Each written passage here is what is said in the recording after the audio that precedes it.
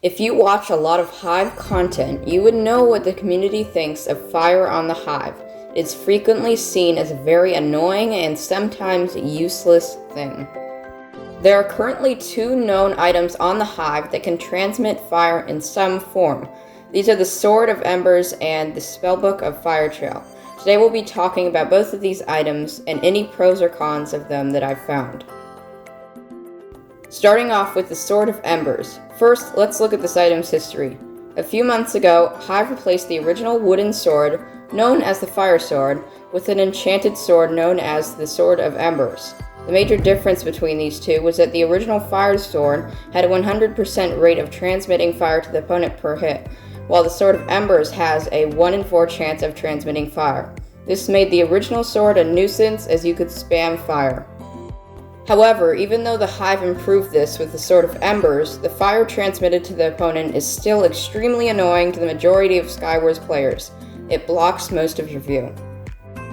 And if you really want to use this sword in battle, you're pretty much out of luck unless you have protection, as this sword does even less damage than the stone sword that you spawn with. And the fire doesn't do much either, other than blocking the opponent's view.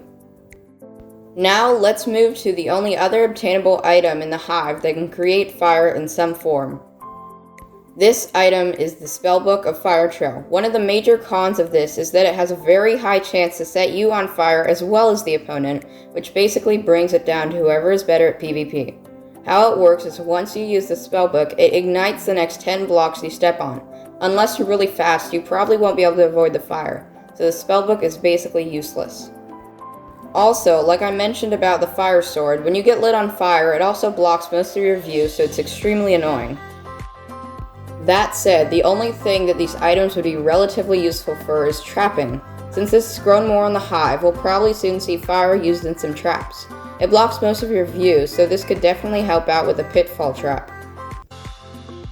So that's pretty much it for this video. If you enjoyed it, please drop a like and subscribe if you'd like to see more of my content.